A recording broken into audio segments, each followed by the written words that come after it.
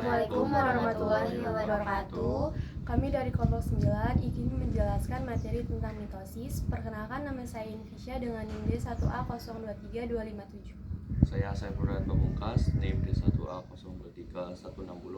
Saya Puspita Gita Kasih dengan NIM D1A023282. Selama fase mitosis, sel akan menjalani mitosis untuk membentuk dua inti baru dan kemudian membelah diri menjadi dua sel individu yang baru selama sitokinesis. Mitosis adalah proses pembagian DNA yang telah diduplikasi dalam sel menjadi dua inti baru. Mitosis dibagi menjadi tahap-tahap yang berbeda. Tahap pertama adalah profase. DNA mengkondensasikan dan mengorganisir diri. Struktur kromosom klasik muncul. Selanjutnya, kemudian datang profase meta, di mana mikrotubulus melekat pada kromosom. Langkah ini diikuti oleh metafase, di mana kromosom-kromosom berbaris rapi. Metafase diikuti oleh anafase, di mana kromosom-kromosom terpisah. Akhirnya, selama telofase membran inti muncul kembali di sekitar 2 set kromosom. Mitosis dianggap selesai setelah telofase.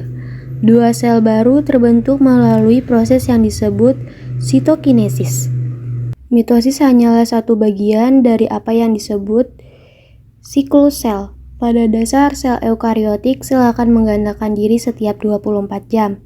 Sebagian besar waktu selama fase antarmuka dihabiskan dalam 3 tahap yang disebut G1, S, dan G2. GAP1 atau G1 adalah tahap pertumbuhan pertama dalam antarmuka pada G1. Sel tumbuh hingga mendekati ukuran sepenuhnya dan menjalankan banyak fungsi biokimia spesifik yang diperlukan oleh organisme. Selanjutnya ada tahap S atau sintesis.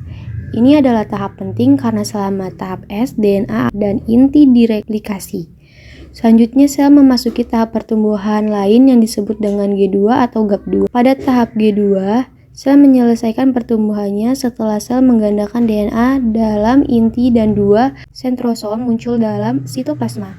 Mitosis dapat dimulai, dan untuk sel eukariotik tipikal, tahap ini akan berlangsung sekitar 80 menit. Selama tahap pertama mitosis yang disebut profase, kita pertama kali melihat struktur kromosom klasik.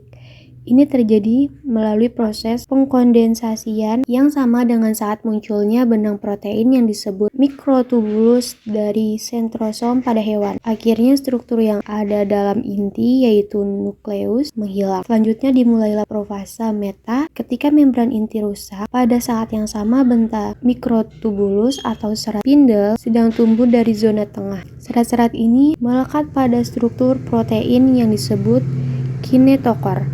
Satu kinetokor melekat pada stromer dari setiap kromatid saudara. Kemudian adalah tahap metafase. Selama tahap ini, kromatid sejajar di tengah sel sehingga kedua prometafase menghadap ke arah kutub sel yang berlawanan. Sekarang kromatid siap untuk dipisahkan. Ini terjadi selama tahap anafase melalui pemendekan mikrotubulus yang melekat pada kinektor. Selain itu, kutub sel semakin menjauh menyebabkan pemisahan yang lebih besar antara kromatid. Pada akhir anafase, kromatid telah berpindah ke kedua ujung sel. Telofase adalah tahap terakhir mitosis.